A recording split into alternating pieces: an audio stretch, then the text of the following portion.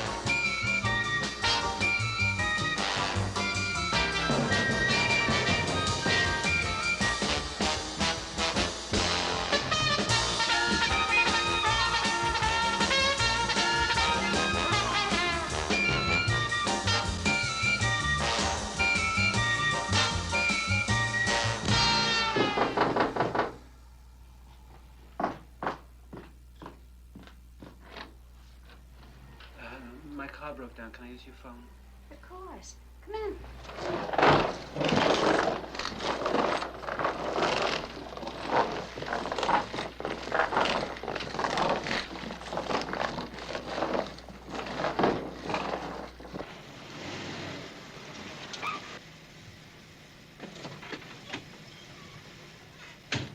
Okay, now, we're gonna get out of here. I know a guy in town who's got enough tools to get us out of these chains.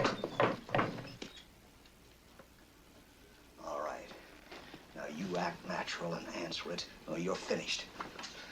Who is it? Patrolman Lynch. Can I come in? Well, not now. It's an emergency. I'm afraid I'll have to. You better untie her. Tell them that we're your cousins. Tell them we're visiting you from out of town.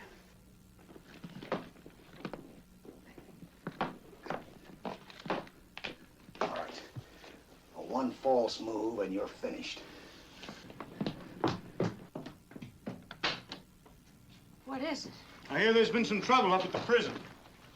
I'm checking the area for anything suspicious. These are my cousins. They're visiting me for the holiday. What holiday? Did you ever hear of St. Abernathy's Day? No. Well, that's what we're here for. Come here, you. Come here.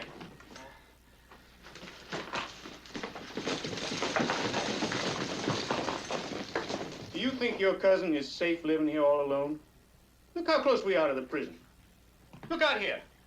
It's just a few miles down the road. Come here. I don't know. You sure can't be sure when you live so close to a prison. Hey, wait a minute. Did I see something move out there? You couldn't have. I'm sure I saw something move. Quick, everybody take one window and check it. If there's somebody out there, we're gonna have a chance to see him.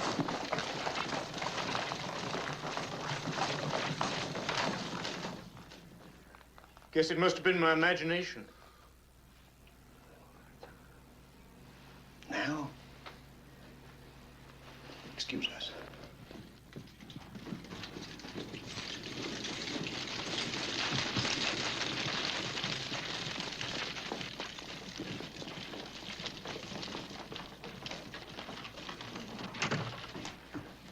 They're escaped convicts. Really? They've broken in. Didn't you notice how they all moved together closely? They're chained together at the ankles. I thought they were just a close family. Okay, boys, the game's up. The old lady must have told. You're going back to that prison, and this time, you're gonna stay there.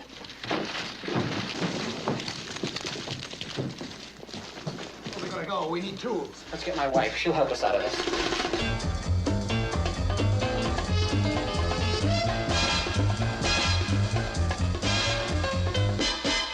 Oh, Virgil, if you'd only listened to me and gone straight. Honey, we needed the money and I robbed a bank.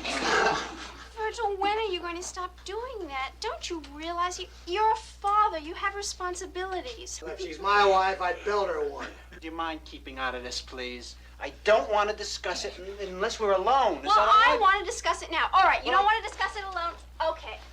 I'm Where going are to you the next going? room, and I want to talk about it right now. I can't come in alone. I'm chained. I'm never going to be alone unless we go someplace where they got 2 rooms or something. These guys are with me for good now. How do you think I feel? I'm a young woman sleeping alone here every night. Darling, look. Don't you think that means something to me? How do you think I feel? I think back to the days when you were in the Philharmonic. I was never in the Philharmonic. We used to lie in bed. All right, You used shut to up, make you love guys. to me. You used to recite poetry and play with that doll you got me. Very long fellow, Oh, buddy. Darling, look. You guys look away for a minute. Sweetheart, don't you know that no matter what happens, you're always going to mean the same to me? You stop giggling. You'll always mean the sun and the earth and the moon to me. Oh, Christ. I like it. With Louise's help, the chains are removed from Virgil's ankles. Once more, the family takes flight. Feeling guilty about their son's education, Louise tries tutoring him.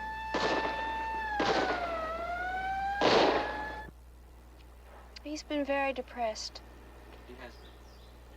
I think if he had been a successful criminal, he would have felt better. You know, he never made the 10 most wanted list.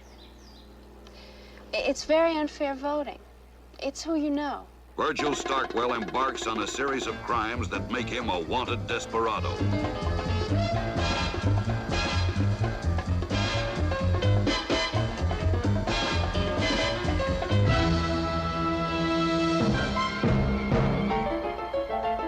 Here he attempts to rob the vault of a bank, but finds a family of gypsies are living there. By the end of 6 months, the FBI regard Virgil as a menace. Although he does not make the 10 most wanted list, he does win Gangster of the Year award and is asked to speak at many luncheons and universities. For the end of the story, we spoke to Mr. Daniel Miller, an FBI agent and author of the book, Mother Was a Red. The FBI actually wanted Virgil very badly. Mr. Hoover was quite upset by Mr. Stockwell and his activities. In fact, he confided to me on several occasions.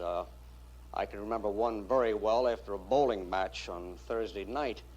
And when she said he couldn't sleep nights, he was smoking a little too much.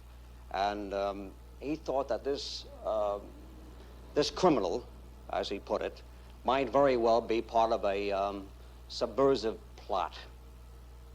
Obviously an atheist and a pinko, and trying in general to disturb our society. We finally traced him to a cheap neighborhood down in Lower East Side from New York, where he was living at the time in a very sleazy, rundown tenement house. Virg, I remember him. I used to live with him, as a matter of fact, in the same rooming house, that is. One day he told me he was a gynecologist, and he couldn't speak no foreign languages. Who's he kidding? I thought I saw his picture on a post office. I didn't remember whether it was on the wall or on a stamp. You remember Virgil? Oh, yeah. Yeah? What was he like? Well, I don't know. Now I think he's brilliant. I mean, just absolutely brilliant. Just when I found out that he was a criminal, I just couldn't believe it. I just thought I was going to die, because he just was the best cover-up job I've ever seen in my life. I mean, unbelievable acting job. I actually believed that he was an idiot. I mean, I really believed, and I wasn't the only one. Like, everybody thought so. Everyone just thought that he was such a schlemiel, and it turns out he's a criminal. Just to think that that idiot was a criminal, I just can't believe it. I mean, you never met anybody like this in your life. You've never met such a nothing. I can't believe it, that there was a mind working in there.